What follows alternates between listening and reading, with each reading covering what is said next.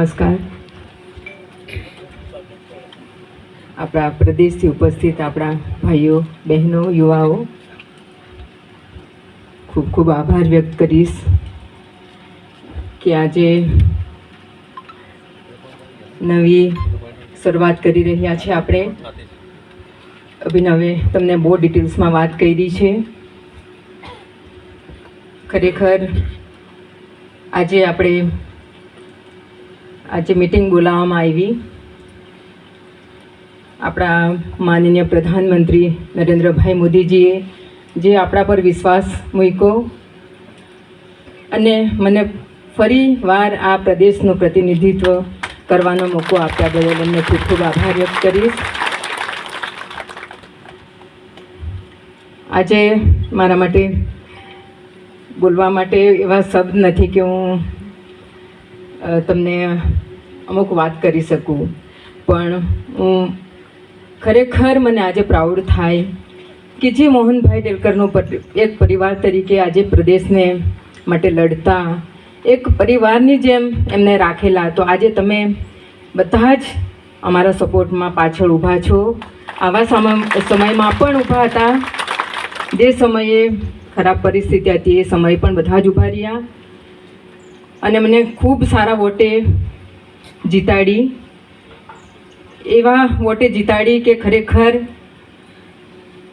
તે દિવસ મને યાદ આવ્યા કે જે મોહનભાઈએ બધા માટે વિચાર્યું એમના જ માટે આજે જે લોકો માટે જ આજે આપણી સાથે નથી.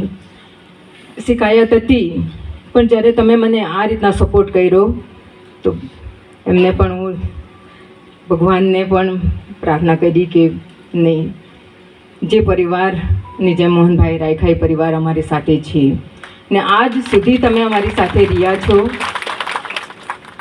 સ્પેશિયલી ખૂબ ખૂબ આભાર વ્યક્ત કરીશ તમને. હું અને અભિનવ આજે 3 વર્ષથી બનતી કોશિશ કરી આ સંગઠનને સંભાળવાની. એવા સમયે જવાબદારી મારા પર પણ આવી.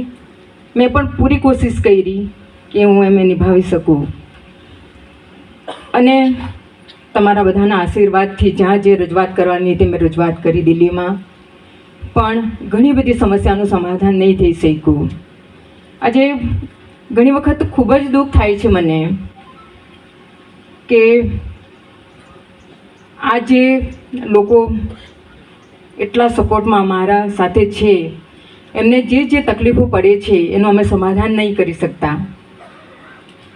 તો ઘણી વખત વિચાર પણ આવે કે શું કરી શકીએ, આપણી જનતા માટે શું કરી શકીએ. પછીથી જ્યારે સમસ્યા આવી મેં પણ કોશિશ કરી, જ્યાં જે મિનિસ્ટ્રી હોય, પાર્લામેન્ટ હોય, જ્યાં રજૂઆત કરવાની ત્યાં મેં કરી. છેલ્લે જ્યારે ઘણી વિકટ પરિસ્થિતિ આવી, હું પ્રધાનમંત્રીને મળી અને એ દિવસે ખૂબ જ આશ્વાસન આપવામાં આવ્યું. ફર્સ્ટ મુલાકાત હતી અને જ્યારે મેં મારી પરિસ્થિતિનું એમને સમક્ષ મેં રાખી, ખરેખર એક મને ગુજરાતની દીકરી તરીકે એમણે જે આશ્વાસન આપવામાં આવ્યું એમનો ખૂબ ખૂબ આભાર વ્યક્ત કરીશ. અને જ્યારે મને જરૂરત પડી ત્યારે મદદ કરી ને આજે ખૂબ જ વિશ્વાસ રાખીને મને ટિકિટ આપી છે, બીજેપીમાંથી લડવાની ટિકિટ આપી છે. તો જરૂર આપ બધાનો જ સહકાર ને સહયોગથી આપણે જે મહેનત પાછલા સમયમાં કરેલી એના કરતાં પણ વધારે મહેનત કરીને આપણે આ સીટ જીતાડીને આપણું ભવિષ્ય નક્કી કરીશું. એટલે હું તો ખાસ બધા જ આપણા ભાઈઓ બહેનોને વિનંતી કરીશ, તમે મુખ્ય કાર્યકર્તા છો. લોકો ઘણા નારાજ છે, મને ખબર છે. ખાસ કરીને આદિવાસી વિસ્તારોમાં નારાજગી વધારે છે કે આટલું નુકસાન પ્રદેશમાં થવા પછીથી આપણે શું કરીએ. એ બધું સમજાવવાની જવાબદારી આપણી છે. બધા જ સમય ખરાબ નહીં હોય, સારો સમય હોય નીકળી જાય, ખરાબ સમય આવે, ખરાબ સમય પણ નીકળી જશે ને સારો સમય આવશે. મને ખબર છે આજે રસ્તા, પાણી, લાઇટથી માંડીને આજે સ્ટુડન્ટ્સની પણ કેટલી મોટી સમસ્યાઓ છે. આજે નાના બચ્ચાઓને જ્યારે એ પર બેસવું પડે તો ખરેખર એક ખૂબ જ કમનસીબની વાત કહેવામાં આવે. આટલા વર્ષોથી કોઈ દિવસ બચ્ચા લોકોને આ રીતના રસ્તા પર નહીં આવવા પડ્યું, પણ આજે હડતાલ પર ઉતરવું પડે તો બહુ જ ખરાબ મને પણ લાગી. જ્યાં જ્યાં મેં પરિસ્થિતિ જ્યાં સ્ટુડન્ટ્સની હતી, શિક્ષા માટે હોય, સ્વાસ્થ્ય માટે હોય, લોકોના કામો માટે હોય, ત્યાં રસ્તા, પાણી, લાઇટથી લઈને બધી જ જે સમસ્યા આજે પ્રદેશમાં એકદમ વધી ગઈ, એ બધી સમસ્યા માટે મેં રજૂઆત કરી જ હતી.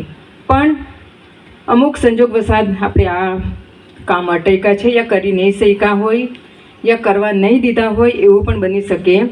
પણ હું તમને આજે આશ્વાસન આપીશ કે આવતા દિવસોમાં જે પણ આપણી સમસ્યાઓ છે, વધારેમાં વધારે એનું સમસ્યાનું સમાધાન થાય એટલું તમને આશ્વાસન જરૂર આપીશ. એટલા માટે આશ્વાસન આપીશ કે જ્યારે હું પીએમને મળી હતી ત્યારે મેં પ્રદેશના સમસ્યાના બાબતમાં બધી જ વાત મેં જણાવી હતી. ત્યારે મને આશ્વાસન આપવામાં આવ્યું કે નહીં બેન, જે પણ હશે આપણે જોઈ લઈશું. આ આશ્વાસન મારા માટે ખરેખર જ એ દિવસે ખૂબ જ મોટું કહેવાતું, અને પુરવાર કરીને બતાવ્યું કે નહીં, આજે આ જવાબદારી મને સોંપીને તો હું એટલું જ ખાસ કરીને બધા જ ભાઈઓ બહેનો કાર્યકર્તાને કહેવા માંગીશ કે સમય આપણો કઠિન હતો, ઘણા સમયથી કામ નહીં થયા, લોકોની નારાજગી ખૂબ જ છે, બધાને સમજાવવું પડશે. આજ દિવસ સુધીમાં જે બગડ્યું છે એનાથી વિશેષ નહીં બગડે એના માટે સમજાવવું પડશે આપણે. અને જે પણ સમસ્યા ઊભી છે જરૂર આપણે પૂરી કરીશું એટલું આશ્વાસન પણ તમારે અમારા તરફથી આપવાનું છે.